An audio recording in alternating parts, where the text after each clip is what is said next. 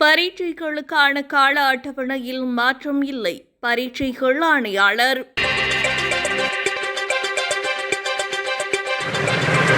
2026ஆம் ஆண்டிற்கான பரீட்சைகளுக்கான கால அட்டவணையில் எவ்வித மாற்றங்களும் ஏற்படுத்தப்படவில்லை என பரீட்சைகள் ஆணையாளர் நாயகம் இந்திகா குமாரலியனகே தெரிவித்துள்ளார். எனவே முன்னர் அறிவிக்கப்பட்ட திகதிகளிலேயே பரீட்சைகளை நடத்துவதற்கான அனைத்து ஏற்பாடுகளும் பூர்த்தி செய்யப்பட்டுள்ளதாக அவர் குறிப்பிட்டுள்ளார்.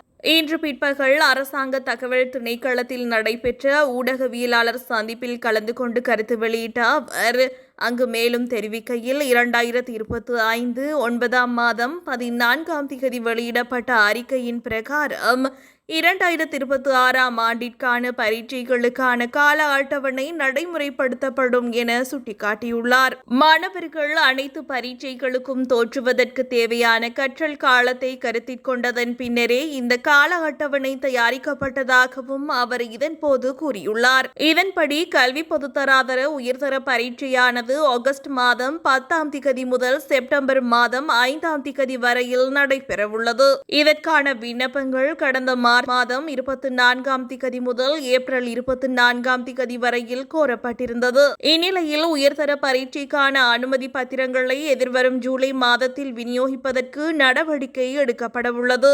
அதே நேரம் 5ஆம் தர புலமை பரிசில் பரீட்சையினை எதிர்வரும் ஆகஸ்ட் மாதம் 9ஆம் திகதி நடத்துவதற்கு திட்டமிடப்பட்டுள்ளது. 12ஆம் தரத்திற்காக நடைபெறும் பொது தகவல் தொழில்நுட்ப பாடத்திற்கான பரீட்சையானது அக்டோபர் 24ஆம் திகதி நடத்துவதற்கு தீர்மானிக்கப்பட்டுள்ளது. இதற்கான விண்ணப்பங்கள் நேற்று முன்தினம் முதல் எதிர்வரும் ஜூலை 16ஆம் திகதி வரையில் கோரப்பட்டுள்ளன. இதேவேளை கல்வி பொதுத்தராதர சாதாரணதர பரீட்சை டிசம்பர் 8ஆம் திகதி முதல் டிசம்பர் 17ஆம் திகதி வரை நடைபெறவுள்ளது.